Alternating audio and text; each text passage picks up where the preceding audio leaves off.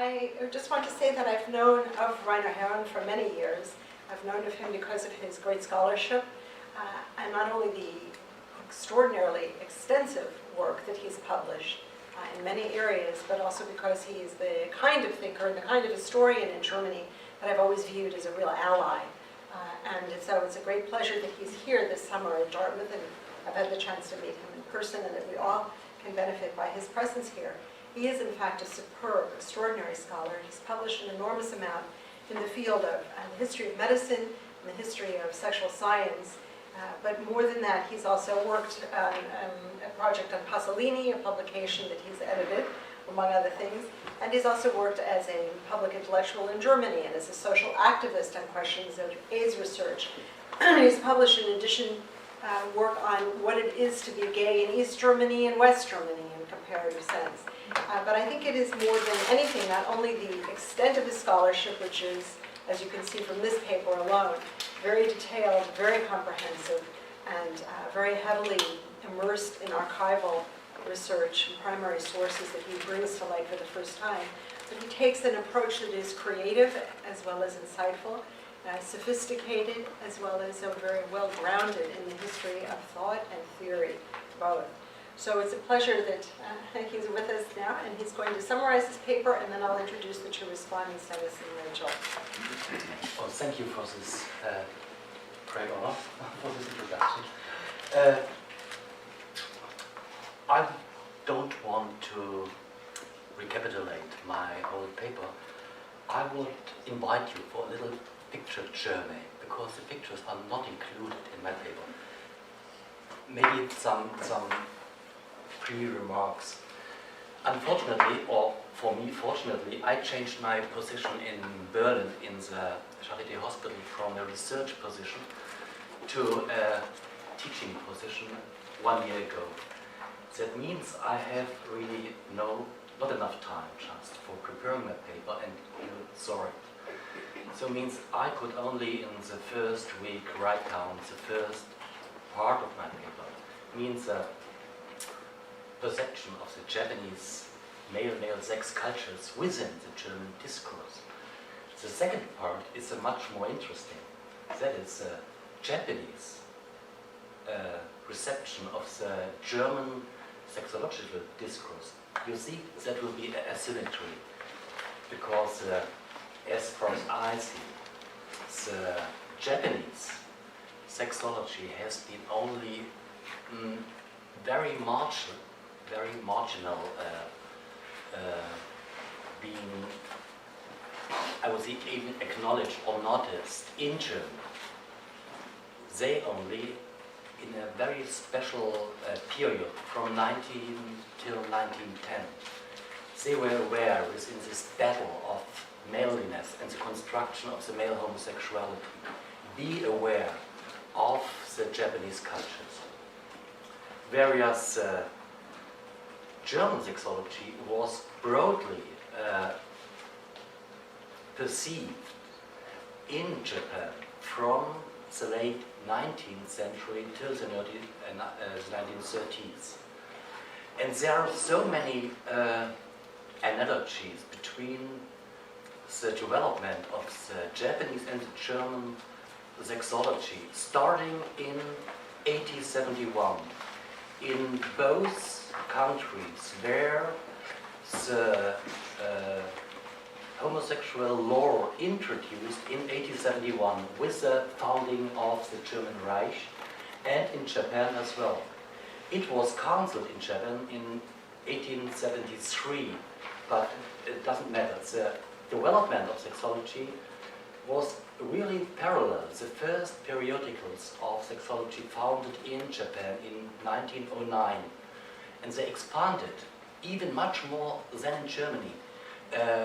Sabine Frühstück, who is a very well-acknowledged scholar about the Japanese sexology, provided in her dissertation, unfortunately only in the German version, the whole extension of Japanese sexological journals and newspapers. There are, I think, about 12. That's even more than in Germany. And again, the parallel goes till the late 20s. It is a decline of sexology in Japan as well as in Germany. So I would say there is something like a dissolution of sexology in German and a backlash even that psychiatry, race hygiene, venerology and so on gain in their meaning in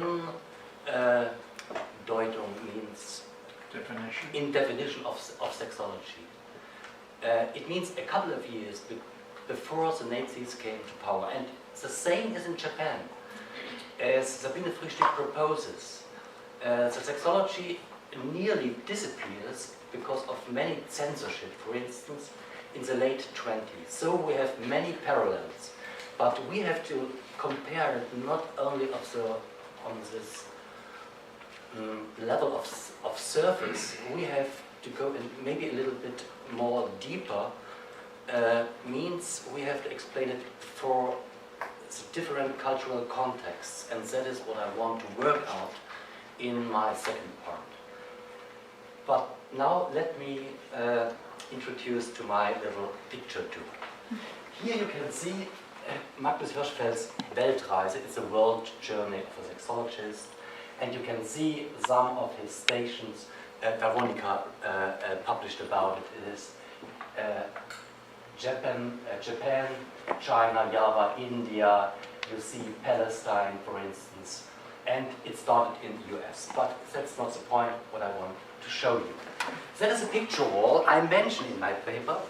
And I try, in the occasion of the 50th anniversary of the Nazis came to power, I did an exhibit in Berlin with the Hirschfeld Society where I worked for another 20 years, and I tried to find out the proveniences of each picture. And I found most of them, but I didn't find that one. You can see, maybe first, I have to explain what this picture wall means.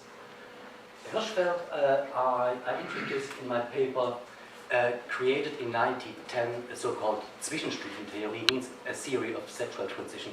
It's not really complicated. It means only each people is a mixture of male and female traits, attributions.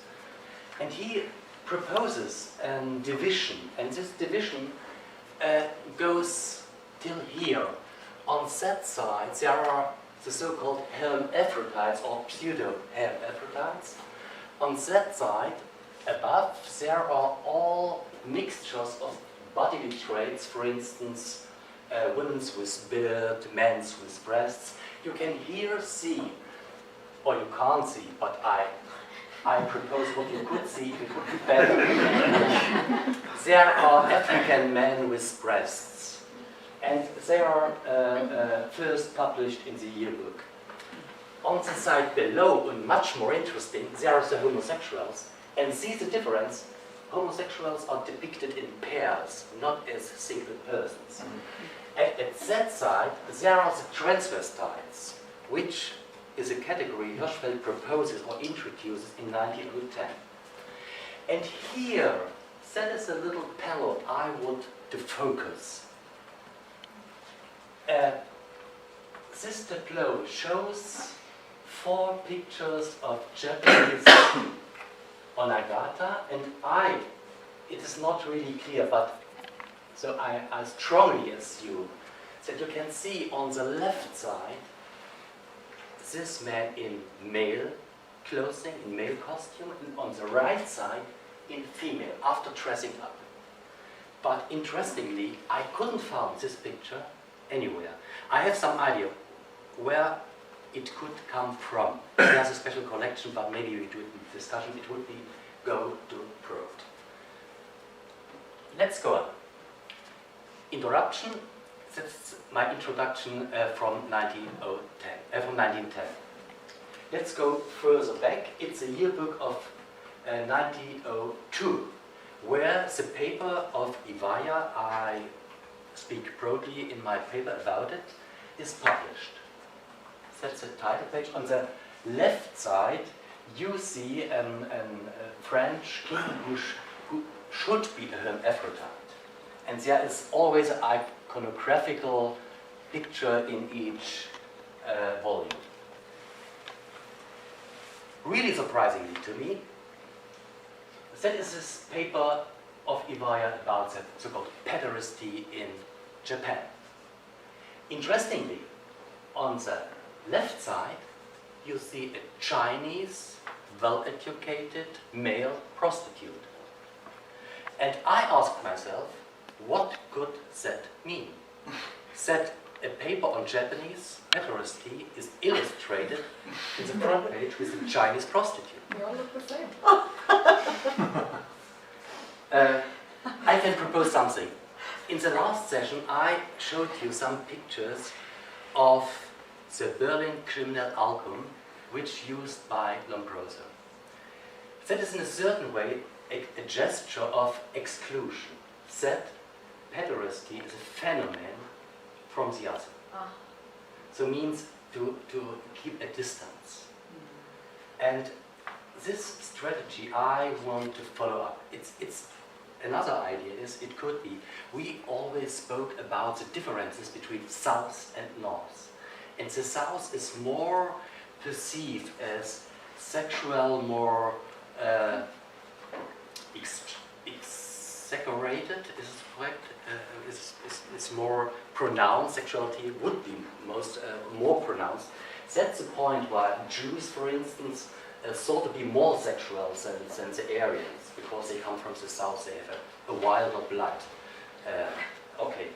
Can I ask a quick question? Yes. Who picked the photograph? Was it Iwaya or was it Hirschfeld? Yeah, I wasn't sure. That's the question. And I made, I think, both of them. Okay. But I think Iwaya provided it, or Hirschfeld used it. It's not the same. But let me... Hirschfeld's book? That's Hirschfeld's yearbook. Yeah. But the difference is, the front page I introduced you, that is always done by Hirschfeld. And within this contribution, there is no mention of that picture. So it's a question. But let's go on. I think this attitude comes back at the end of my little presentation. So this is in the middle of the book, right? It's in the middle of the book. It's not yes. if it's the front page. It may. It's page 263, I think. So it's definitely supposed to go with the article. You know? Yes. Yeah. Yeah. If it was just at the front, it might be different. Yeah. Yeah. Maybe not. Oh, sorry. No, please. Maybe not the text below the picture. Yes. Sorry. So the text below the picture, it is translated by word.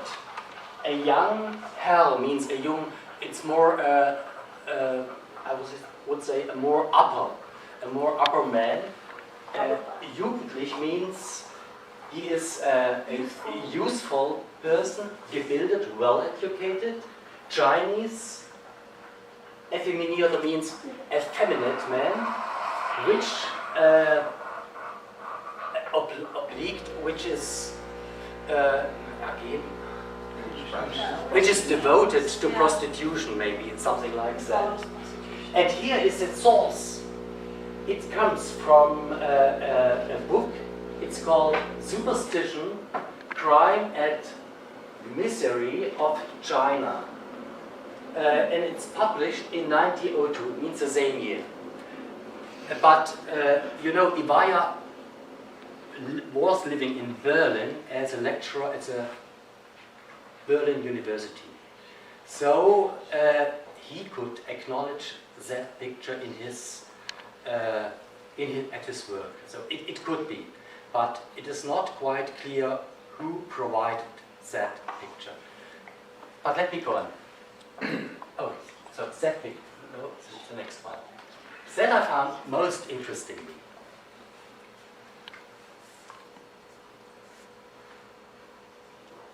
That picture is provided by Iwaya, I'm sure.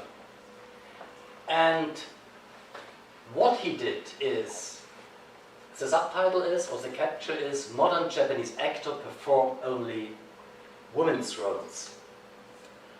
And these actors are named, they are identified. and they are shown in male's attire. Means it's a little bit strange, depicting females, women's impersonators, depicting them in the male's attire. And I think there is something behind. There's an attribution to these four people. The two above should look more effeminate, more female-like than these both below. I can't see it, but that is the proposition Ivaya is doing to us. Most importantly, there is no hint on their sexual preferences. Okay, I show you the next one. That has to do with the following thing. I mentioned the founding of the WHK, a Scientific Humanitarian Committee, the first homosexual organization in 1897. No member of that organization outed themselves as a homosexual because it was really a stigmatization and a denunciation to call a person a homosexual.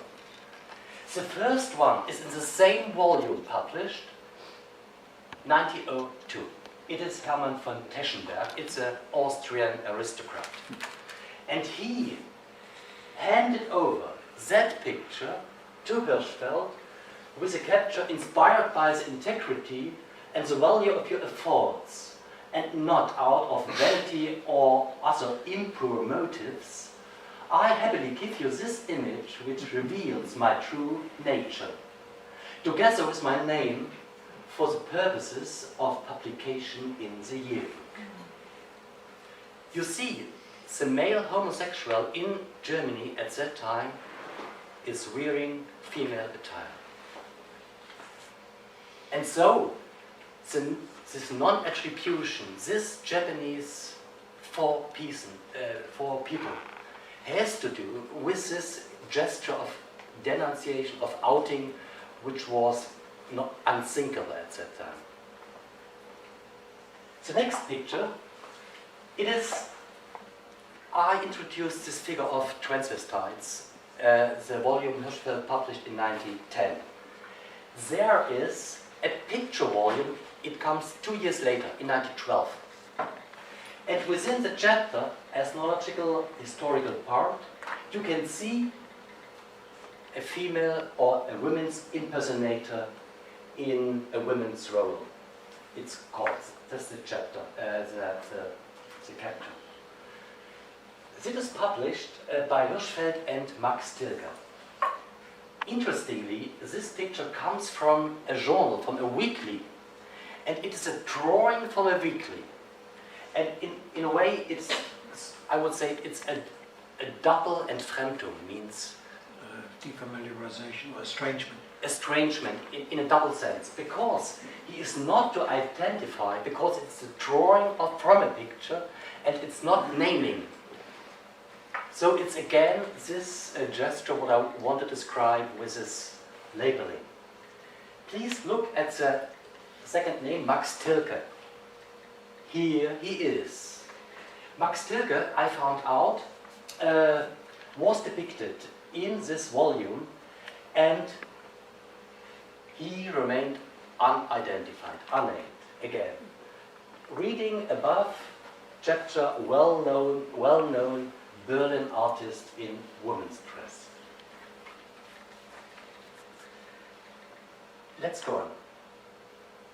This volume is published in 1913. It's the last volume of the so-called Geschlechtskunde. You know this double meaning in Germany from sex and gender. It's Geschlechtskunde is meaning both, means the sexual, the social, and the biological dimensions of both sexes. And there's one chapter here. It's called the androgyne and the transvestite people. And again, I show you. It's page 5067. The picture above is Barbette, a famous artist performing a woman. Means identify.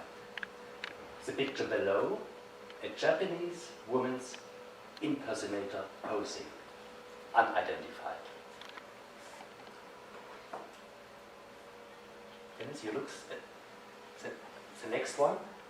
The next 2 pages, you see again women's impersonators, not named, not identified. And on the next page, you see voodoo. Voodoo was a very famous woman impersonator in Germany, and he toured through whole Europe at that time, but he is again named. And he was one of Hirschfeld's patients, but that's a footnote. Looking the next, that is the Aufklärung, means the Enlightenment. That is monthly. It's published in 1913. And here Hirschfeld uses emblematically the Onnagata, the woman's impersonator, for transvestism. Read on the right side above, title Japanese woman's impersonator, to the article, to the contribution about transvestism. Let's look in the article transvestism. There is no mention of Japan, there is no mention of Onnagata. It means it was used like emblematic, the Onnagata for depicting transvestism. It is not really certain, so I would like to propose on the next picture using exotic images to depicting some items was very common at that time. Here you see the sumo wrestlers depicting something about rejuvenation cures, in rejuvenation therapy in Germany. So to become as powerful as sumo ringers when you underwent this therapy. Okay. And that is the last picture I want to show you, and it's again from the World Journey. I described, maybe a little bit too extensive, that Hirschfeld got from very famous Onnagata picture postcards with their signature. There is no one containing within the volume. But in the chapter on China, you can say Mai Lang Fang. It's a very famous women's impersonator in China, which even has performed in Japan. And he was very inspiring for Sergei Eisenstein, the famous film director, and so on. On the other side, you see Alice Wu Ma, who is one leading figure of the Chinese women's movement. And the strategy behind that, in my opinion, is to show how similar the effeminate women and the masculine-sized, the effeminate man and the masculine-sized woman would show. So I have to add a little bit, and I did it not in my focus, but it's interesting. The Japanese and the Chinese, so-called races, were seen from the European point of view as so-called feminine races. Okay, let me summarize my introduction. Some conclusions. Hirschfeld used illustrations from Japanese women's impersonators in men's or women's attire, both. Using Onnagata emblematically in women's dress to illustrate transvestism, the person is not identified. Using photos that identify Onnagata, people wear men's attire. There is no picture categorizing Onnagata either as homosexual or as transvestites. In my conclusion is, Hirschfeld had obviously some reservations in labeling Japanese women impersonators personally in sexological categories or contexts. Maybe because of his high esteem of the Japanese culture, maybe perhaps because of the well-known and highly respected Kabuki and Onnagata tradition within the Japanese society. And again, I come to my paper. So it's the same gestures you can find in his texts. There is no naming of any Japanese Onnagata with a certain sexual inclination, preference, or something like that. And at the end, I would say it is, in a way, a very discreet dealing with the so-called other. It means this is not such a hierarchical view from a colonial context to expose the difference, but it has to do with a certain kind of respect in dealing. Hopefully, I don't idealize Hirschfeld in that point of view, but let's discuss about it. So I'm just ready with my picture presentation.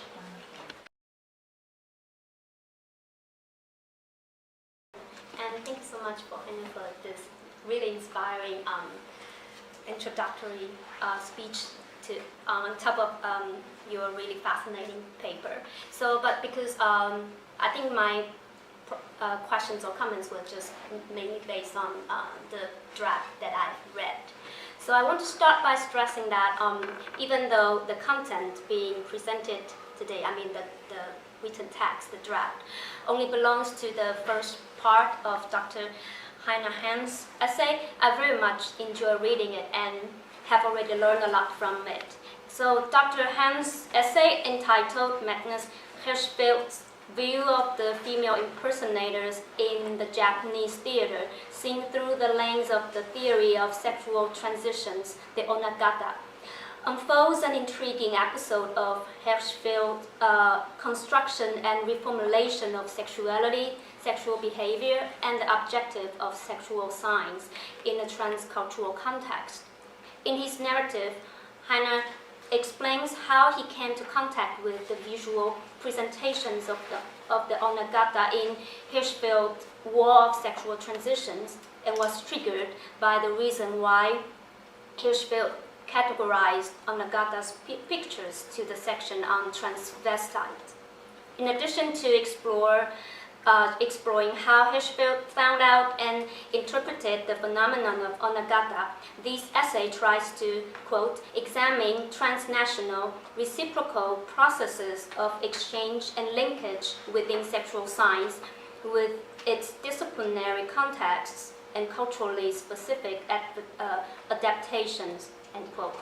Throughout this essay, we learn about some major points that Herrn touches upon step by step. So I really think Dr. Herrn finds and provides a very fascinating case to delve into the studies of the evolution of Hirschfeld's theory of sexual transitions, the controversies within the German homosexual movement, or the studies of transnational intellectual interactions in the emerging realm of sexual science. I like how he deploys the case of Onnagata to complicate the interactions between the two major camps in German homosexual movement, as well as between the German-Japanese sexual scientists or medical doctors. My problems are therefore mainly about some missing pieces or maybe looser links in the current essay, which I believe will be more cohesive, and the thesis will be strengthened if these pieces or links will be just one back. So in the first section, we read about the two contrasting theories of homosexuality in the rising German homosexual movement. But it is still not very clear to me whether their political agendas all aim to decriminalize and depathologize homosexuality. Whether they really all had the same goal but using different approaches or something, I would appreciate if this part can be clarified a bit more. And or they actually share different stance towards homosexuals' legal or civil rights. Also, it seems to me that there were another two conflicting attitudes towards sexual science, especially the study of homosexuality, as touched upon by this essay, and also by Chris Waters' chapter that we read in the first week. So one is the reform-oriented approach led by Hirschfeld, and the other one is, we can call it academic-oriented approach, which is like Albert Moore. They think, as you said in the conclusion, I guess, like they deem sexual science should be apolitical. But of course, I can see that you kind of objected to this kind of attitude. But these categorization, by these categorization, I wonder the hypermasculinity theorists like Friedlander, maybe he belonged to the first group with Herschfeld. I don't know. I kind of like cannot find the answer in this essay so far. So I think maybe more clarification of these various attitudes and approaches to the study and to the promotion of the right of homosexuality will help highlight Hirschfeld's effort and contribution in reformulating his theory of sexual transitions by adding the dimension of sexual ethnology and thereby presenting Onnagata as one of the new categories. And I think those paragraphs that you kindly provide us as background knowledge for reading this essay, they are just so wonderful. That should be, in a way, to be revised or something, to reorganize, be put in the text with some revisions to serve as an important context in which Hirschfeld pursued his research and socio-political effort for homosexuality. So now it's about the discoverer of Japanese Onnagata. I find it particularly interesting that Hirschfeld's actual participation was absent. Instead, we see on the one hand Benedict Friedlander's article that first responded to and appropriated Iwaya's categorization of Japanese homosexuals and was first translated into Japanese. And on the other hand, Ferdinand, my goodness, yes, his article as a representative of Hirschfeld's camp. Furthermore, the conclusion of Iwaya's article referred to Gustav Jacher's theory of hypermasculinity is telling in how he seemed to try to apply both of the rival theories in Germany. Iwaya's. It seems like he tried to apply both of these rival theories in Germany to talk about his research of Japanese homosexuality.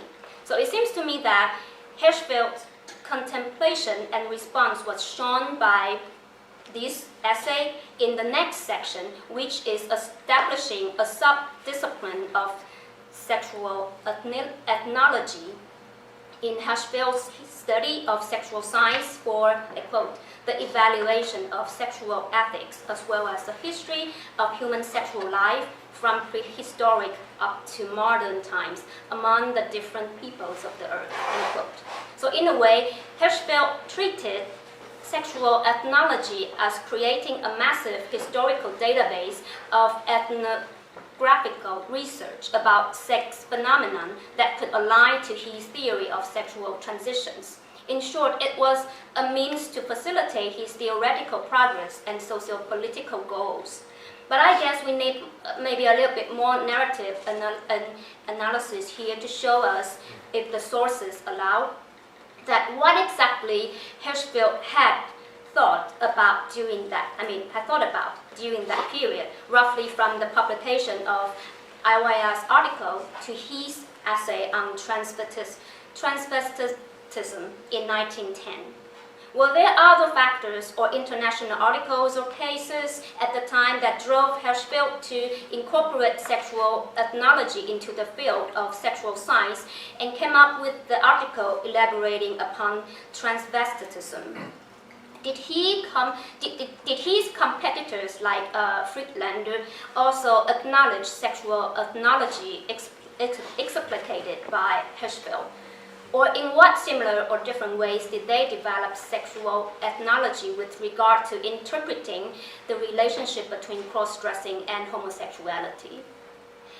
So when we move to the next section of this essay, we see how Dr. Herrn's account for the birth of the new concept, transvestitism, brought forth by Hirschfeld in 1910 as an independently interpreted phenomenon. So Heine here cites some paragraphs of Hirschfeld's essay from its ethnographic historical section to argue how Hirschfeld came out with a distinct notion of transvestitism by presenting a bad example of Japanese Onnagata to contrast his ideal arrangement in Germany, which was to issue the so-called transvestite certificate to prevent cross-dressers from legal prohibition. And Dr. Herrn also states that, quote, these disclosures prompt Heschel to conceive of the Onnagata not as he did before, as homosexual, but as transvestites, end quote. The main issue here is how exactly did the performances, cross-dressing phenomenon, and sexual orientation of Onnagata, or to narrow it down, how did Iwaya's article help Hirschfeld to reach a breakthrough from what this essay mentioned as, quote, considerable epistemological problems in separating cross-dressing from homosexuality by coining in a new concept of transvestitism. I think the issue needs to be addressed further in order to really hark back to the thesis of this essay.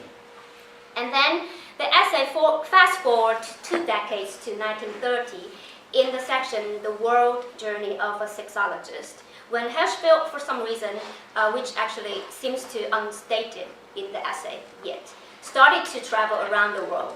We are soon led to read a long paragraph from Hirschfeld's Men and Women, The World Journey of a Sexologist, published in 1935, in which he described his encounter and observations with Japanese Onnagata and his synthesis that, quote, as regards the much discussed tendencies of the female impersonators, my investigation leads me to divide them into 3 groups, which was completely normal men, transvestites, and homosexuals. And to me, this section leaves the most intriguing but some unanswered questions that will be left to probe into further.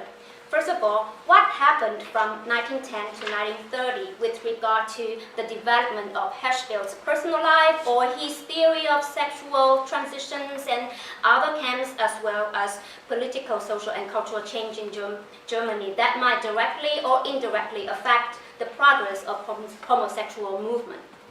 Secondly, what exactly had changed from Hirschfeld's 1910 essay on transvestitism to his monograph in 1935 commenting on Onnagata?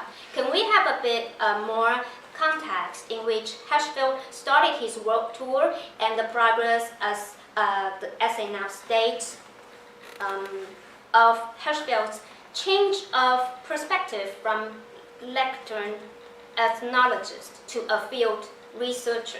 Because so far I'm a bit confused that since in the previous section, Dr. Herrn has already indicated that Hirschfeld conceived Onnagata, quote, not as he did before as homosexual, but as transvestite in his 1910 essay. Then what is the real change or new concepts that Hirschfeld raised after his world tour?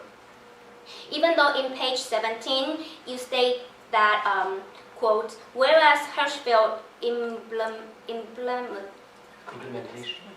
emblematically used photographs of Japanese female impersonators in his publications prior to his world tour in order to visually represent that is a German word, but I think it's transvestites. He declined to employ such image here in a manner that would simplify and appropriate the identities of individuals, perhaps out of discretion, which that you actually have explained further a bit more in your presentation. So I still feel that the difference of Hirschfeld's discourse on Onnagata in his 1910 essay and 1935 monograph, which to me is crucial to the thesis and contribution of your essay, can be further emphasized and strengthened.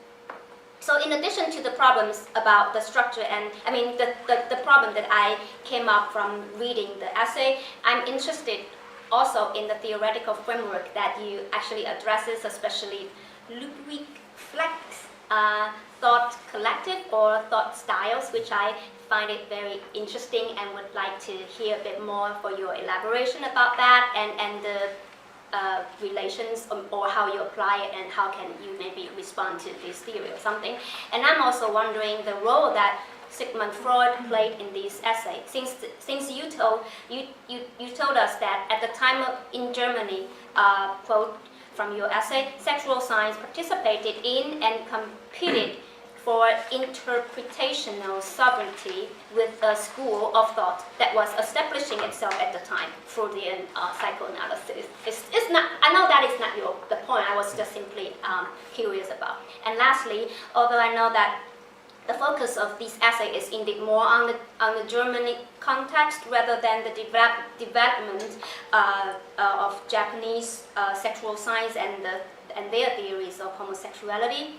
I guess it might help us to provide a bit more information about like that author, the Iwayas, and the background, something about that, and at least the 3 references to literature on homosexuality in Japan in 1910's yearbook that you mentioned.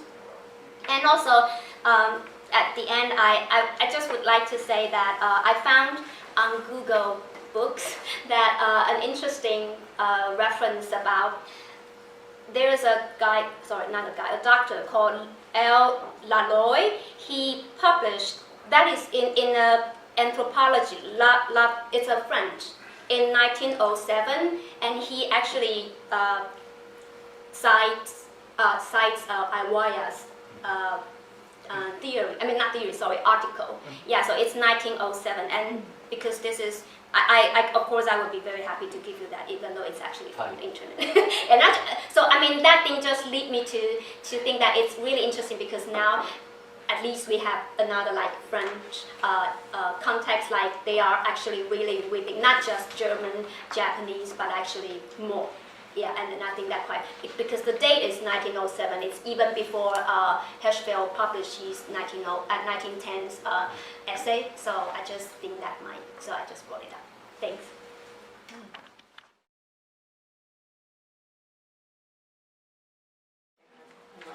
Thank you. First of all, let me just say that Rachel has covered a lot of the points that I wanted to go into, and so I'm just going to try to go through my notes very quickly. I found this paper really fascinating. This is very, very interesting. And actually, if I could just say, these are not stylistic statements. I like the fact that you started out with the personal recollections of those moments in 1983 and 1993. Because I think that that's not just a stylist, it's not a personal thing, it's a kind of methodological move that's trying to historicize Hirschfeld's work, and I think it's a really valuable approach. So I like that very, very much. One of the things I said, I know that this is a work in progress, but I have to say that the only stylistic thing I would say, and this is all I'm going to say about the paper, has to do with the organization. Again, I was fascinated all the way through, but I felt like I didn't really get a clear statement of what your paper was about until page 18. And this was when, I'm going to read the quotation. It said, Hirschfeld's sexual scientific positions with explicit sexual reformist objectives were, as I have tried to show, between 1900 and 1910, controversial inside and outside the German gay movement and sexual science.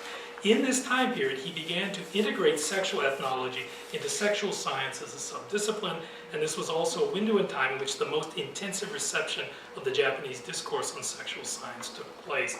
And the reason I'm simply quoting that is that really sort of sums up, really, I thought, the thrust of the paper, what you're really trying to achieve here, and that you probably need to foreground that much earlier. Now, I'm going to pick up, but this is going to be sort of a little out of order from what I was going to talk about, but since Rachel mentioned Ludwig Fleck, I noted that that paragraph followed the one where you actually cite Fleck's work. And again, if I could just read the first paragraph, or the first sentence of this, this is page 18. So, according to Fleck, sexual ethnology functions, first of all, to protect new, insecure inventories of knowledge during the formation and implementation of styles of thought, as well as during the establishment of corresponding thought collectives. And I kind of found this interesting because you could, if you're being a cynic, you could read that, well, this is a way to basically protect knowledge, innocent, pure knowledge from poaching from other fields. In other words, there's something unusual about the way he formulates this notion of sexual ethnology as a field of knowledge. And I was wondering if at some point I would sort of echo what Rachel mentioned, and I'd like to see you sort of engage that a little more fully in the course of the paper. It's a very interesting idea, but it does seem, on one level, you could read it as kind of very self-serving idea, if you will. A lot of disciplines go through that. I know that in film studies they've been writing about this for years, that they were a special branch of knowledge and nobody else should poach. Before I go to my comments, because again there's an overlap with Rachel, can I just address the points you were raising at the very beginning of your talk here? Because I think you really clarified a lot.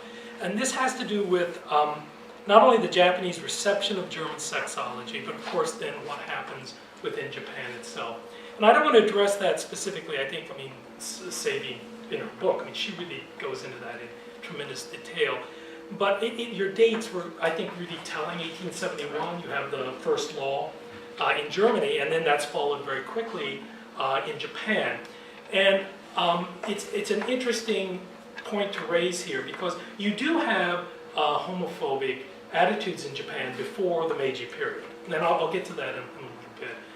But what I find, I think that receptivity to German medicine, which is absolutely crucial. I mean, really the whole institutional foundation of Japanese medicine springs from Germany. There's actually the educational system as a whole springs from Germany during this period. And so to look at this, if we can step aside from sexual science for a minute and look at the entire sort of historical framework at that point, a lot of this is driven by imperial ambitions in Japan. And so you have, from the 1857, 1858, you had the unequal treaties, mirrored the unequal treaties in China that was imposed first by the United States and then by all of the other countries in Europe, all the other colonial powers in Europe. And at the risk of simplifying things, clearly one of the overriding policies of Meiji Japan, the oligarchy in particular, was to get those unequal treaties overturned. And one of the ways they had to do that was revising their legal code to bring it up to standards, right? And to bring it up to Western standards. Let me be very clear about that. And so there was a radical transformation during this period. And so some of this, the sort of homophobic laws, it's not so much that replicates widespread homophobia in the society or or homophobic attitudes towards sexuality in Japanese society. It actually, in my view, reflects much more a broader ambition on the part of Japanese lawmakers at that point. Again, the oligarchy in particular.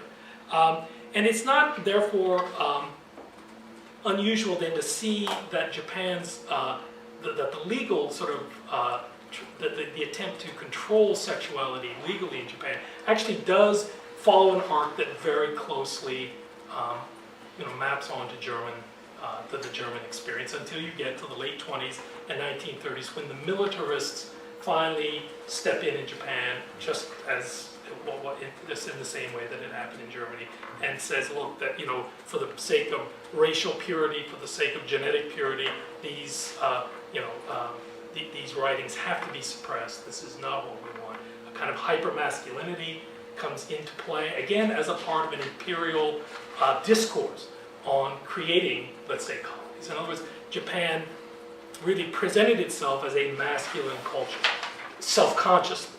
And so I think it's not to, I think the sexual science part of this is really important in its own right, but I think it has to be thought of in terms of this larger discourse of empire, of power discourse in East Asia, which leads me to believe, and this is total speculation, is that the picture of the Chinese prostitute is Iwaias.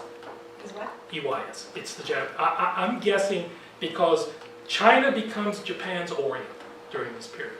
It's not just Manchuria is colonized, Korea, all of these things, notions of Lebensraum, the idea that you have to have habitat for the new Japanese race, all of this is coming straight from Germany. This is the pipeline from Germany during this period. And it's a very disturbing, obviously, turn in modern Japanese history.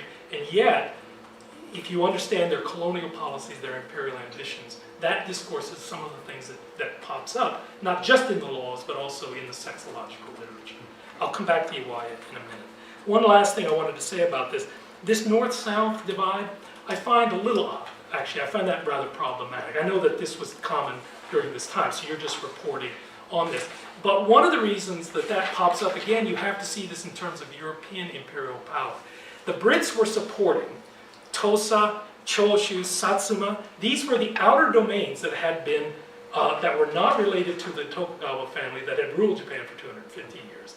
And it's a little ridiculous to say they were waiting for their chance to get revenge for 250 years, but to some extent there was some truth in that.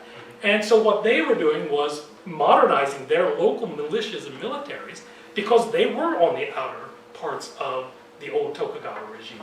And they were the ones that had the most immediate contact with the British. The French, on the other hand, were supporting the ancient regime.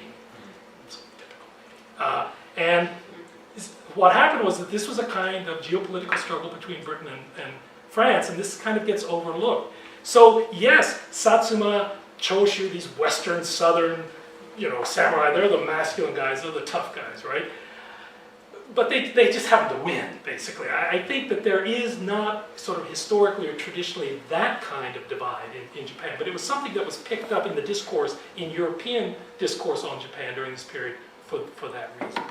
Now, I have three sort of general questions that I want to raise about about the paper and about how you approach this, Hirschfeld's engagement with Japan. And I want to go back to, the first one has to do with sexual ethnology. Now, as I understood it from the paper, his call for sexual ethnology is in part motivated by these larger debates within sexual science at the time. You've, I think, done a good job in laying that out. By the way, again, this is an aside. You mentioned, you sort of have a note, so I'm not going to put this in the final paper.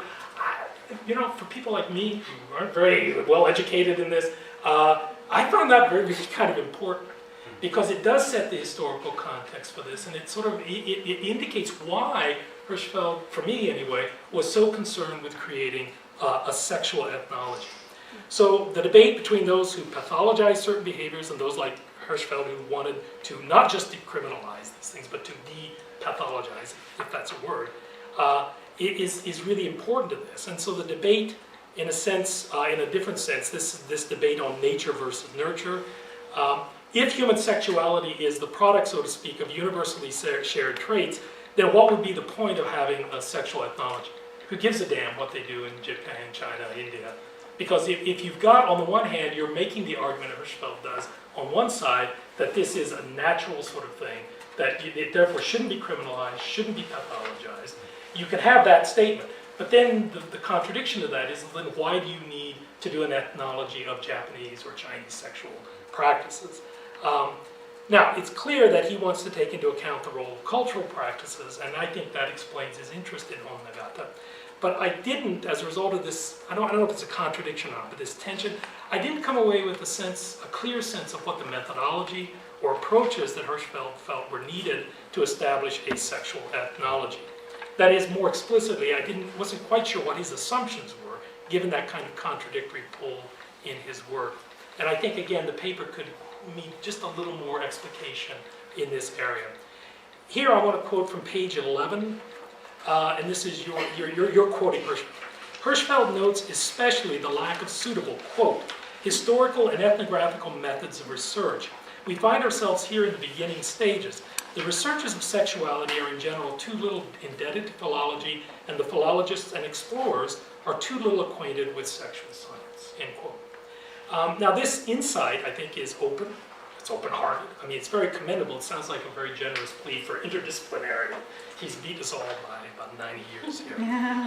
He's a brilliant man, right? And it's really notable because this is coming from a guy who, you and I got to stop the guy, comes from a man who is really invested in objective, this is a word that pops up in one of his quotations, objective medical science, but it does raise a question still about what constitutes sexual science. And here my question from this quotation was, why isn't philology just another analytical tool rather than a separate field of inquiry? First of all, philology, for those of us in literary studies, it's kind of weird now. I mean, it has a kind of weird, it's being kind of recovered and recuperated as a term.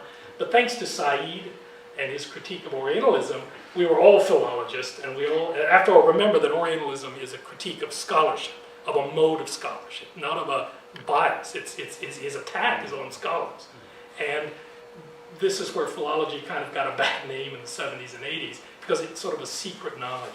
So in talking about this, I'm just curious about what Hirschfeld meant by philology. What is he thinking? So is it simply deep immersion in the language, in semiotic codes of a culture? All of those sorts of things. And I think that would be something that I would like to see you sort of expand upon again. Now this is since I mentioned sort of semiotic codes, I think it's important to grapple this question. I think it's important for all of us to think about this. Because I'm not sure that sexual ethnology, I'm not sure I've got a clear sense from the discussion so far in the last couple of weeks what that is or what it would entail. But it's important, especially when you apply to the case of Onnagata. And here again, I want to quote from your paper. This is on page 17. It is likely that Hirschfeld, who otherwise made use of direct evidence of individual sexual lives gleaned from his psychobiological questionnaire, which was published in 4 versions, here made recourse to secondhand information from insiders, perhaps from Hui, which he then presented as empirical results in his scientific work and schemas. It is likely that the self-conception of the Onnagata was not the basis of Hirschfeld's report, but that Hirschfeld used diagnostic reports from third parties, as was his usual research at the time. Nevertheless, his practices of representation remarkably illustrate the sexual orientation of the Onnagata. Again, Rachel's already raised this question, and it's not about your paper, it's about Hirschfeld's work, and this seems problematic to me in 2 respects. First of all, Iwaya does not seem to be a completely reliable source. He's a native informant, which kind of, well, never mind. I'll leave it at that. I think Ryan, you used the word gaydar. He seems to have a very highly developed sense of gaydar in looking at those photographs and say, oh, well, you can clearly tell who are the masculine types here and who are the feminine types. No, not really. That's really kind of hard to see. And yet, as an informant, he's got a kind of authority that he's going to push onto, as an informant, onto Western scholars. And so this is really a problem. He mentions his title is about nanshoku. Nanshoku literally means male love. That's all it means. But that's actually a history/literary term. It's probably the most famous work of Edo period literature on homosexuality is a piece of fiction, Nanshoku Okagami, which means the great mirror of male love. It's a parody of this Heian period history, of vernacular history. And so Nanshoku has a very, very specific sort of literary meaning. That he is, it seems from reading your paper, that Iwaya is extrapolating to a much bigger picture, if you will, of homosexuality in Japan. And I think that that's problematic. Also, the practices of representation, which is your term here, I'm not sure what that means in this context. I mean, these implied critiques in the essay, again, should, I think, be brought out and highlighted a little more. I understand that it's in a draft form, but that seems really crucial to the overall thrust of your argument here. Again, this would tie to this notion of how Hirschfeld envisioned the practice of sexual ethnology. Now, a second sort of large question that for me arose out of your paper on these debates that Hirschfeld had with his peers has to do with his conception or taxonomy, I don't know if that's the right word here, of sexual transitions, and concomitantly his use of pictorial images. The photos, again, are rather interesting, and as you were talking about them, again, I don't know how the rest of you felt like this, but these are kind of standard photographs in a way. In other words, the photos themselves have a conventional form, and they're almost like they're like criminal pictures, right? They're like mugshots. And he's trying to get away from that, right? But he seems to be trapped in terms of his own taxonomy within the kind of well, I don't know if I can say this, the pathologizing discourse of a lot of his peers. So was he aware of that possible trap? How did he try to overcome that more specifically in his research?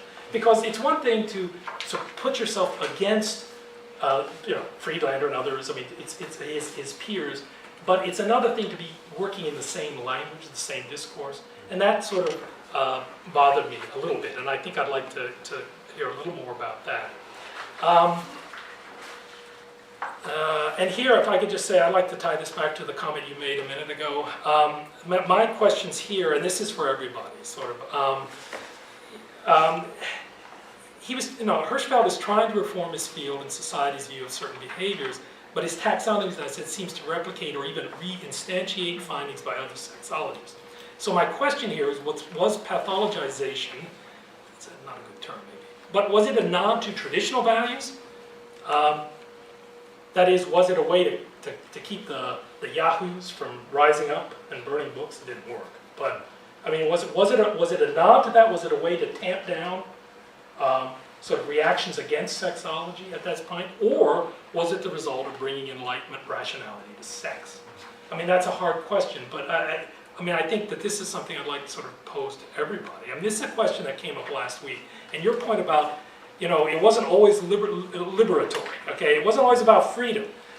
This is a way of controlling this stuff, and when I think of Penda's work, Lombroso, I was a little bothered. I asked you last week after it was over because I didn't feel my question was well formed enough to make sense of it. But the fact that Penda kind of hides his research, he doesn't want anybody to know about it. Either he was worried legally, or he had moral qualms. The yuck factor was sort of coming into his life.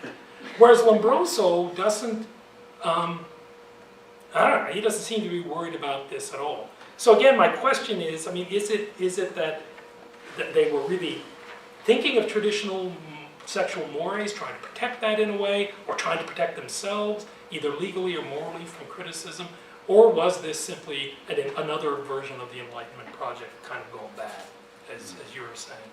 My last point is actually the main question. And here I want to read one more quotation from the paper. This is from page 11. And this is a quotation from Hirschfeld. Okay. Ethnologists have until recently paid very little attention to sexual phenomena. The observation of surface-level appearances usually gives us only a superficial image. Nowhere in social life is mimicry, the conscious or unconscious adaptation to the environment, so great as it is in the realm of sexuality. Okay. I'm going to leave it at there. I have a longer quote, but just leave it there. That really struck me because the term mimicry is one you pick up the following page as performativity. The notion of a sexual role as performed, but not necessarily as something that's not necessarily biologically formed.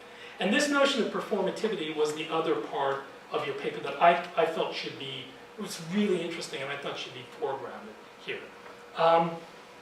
As I saw this notion of mimicry or performativity, a couple of things really come to mind.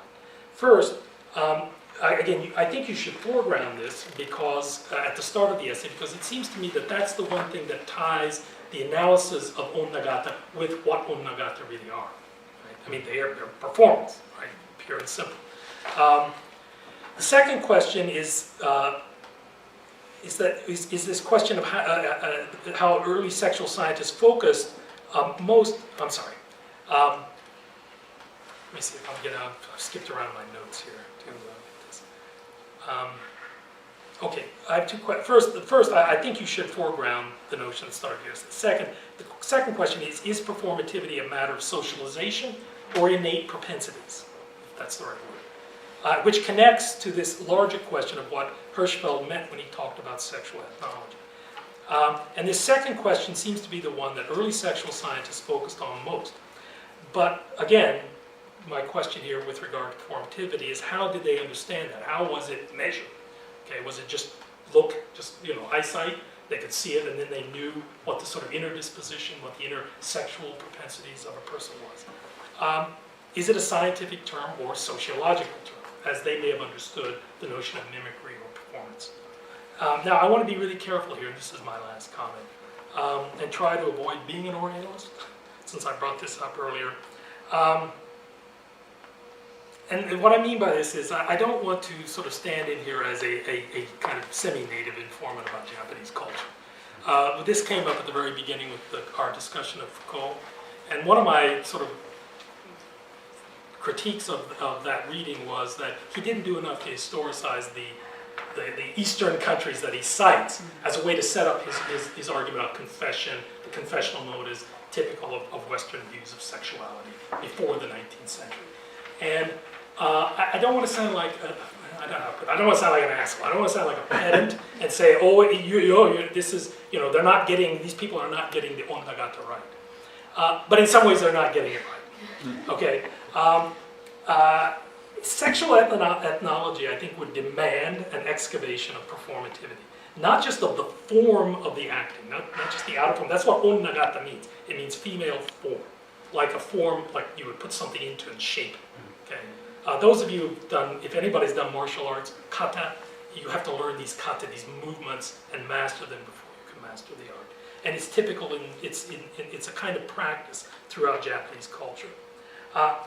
So it's not just a form of acting, but it's also the reception within the culture that matters, of how it's understood.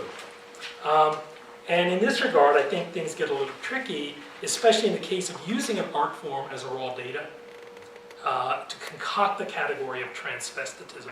I couldn't help but thinking of Roland Barthes' Empire of Signs. It's a brilliant book that totally misreads parts of Japanese culture. It totally misreads it. You cannot turn up the room, the Katsura Rikyu, the Katsura detached palace. You cannot actually turn it upside down. The mats will fall on your head, right? I mean, he's not reading the signs. He's not reading the semiotic structure of the visual part of it. But it's still a very interesting book, and it brought this to mind with regard to Onnagata. I think they're misreading, right? Now, again, as you mentioned, and this is absolutely the case, it's commonly heard even now in Japan that men perform women better than women do. And this sort of reminded me again of John Waters, our great Baltimore director, his comment in praise of people like Rosalind Russell and Marilyn Monroe as our greatest female impersonators. I think that this performativity, the performative nature of the Onnagata has to be understood within a long history of performance conventions. The no drama, that's 14th century. It's all male. Okay? You have Takarazuka, which you mentioned, and Hirschfeld just he just blows it off. I thought, wow, this is a gold mine. Why aren't you looking at this? It's high and low culture. That's right. High culture versus low culture. But of course, kabuki was low culture, as much as you can imagine. It was real plebe culture at the time. But the history of kabuki is kind of interesting. It was actually created by women. It was a dance form of drama. That's what it is now. And if you see Onnagata, most of the Onnagata roles, the primary roles, are dance roles. So it's a dance, but it was interesting because it was highly sexualized drama. That is, the women didn't just perform on the stage. They performed in all kinds of ways. And this really caused a moral panic in the early Tokugawa period. As a matter of fact, I've looked at the records from like 1650 to like 1710. Almost every year, the Tokugawa regime passes an edict saying, no more of this. We mean it this time. You guys quit screwing around. So they banned women's, in the 1640s, they banned women's kabuki. And then they got a period for about 15, 20 years of young men's kabuki, which from the point of view of these priggish old, political figures was even worse, right? So they banned that. And this is where you get Onnagata.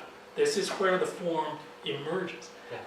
And it plays itself out in terms of the reception in a lot of different ways in Japan, including in contemporary Japan, where the biggest reception of androgyny, of male sort of performance of women is among young women in Japan. I mean, yaoi, manga, it's drawn by women, for women, almost exclusively a women audience, and it's about young men in sexual relationships. Beautiful young men in these sexual relationships. So the question then is, if you're talking about this, doing a sexual ethnology, it isn't just taking apart the performance on the stage. It's also looking at who's consuming that and what that sort of says more broadly about sexuality. And so that's something that I think would be useful. You don't have to go into great detail, but would be useful as a kind of supplement to the paper. Thank you so much.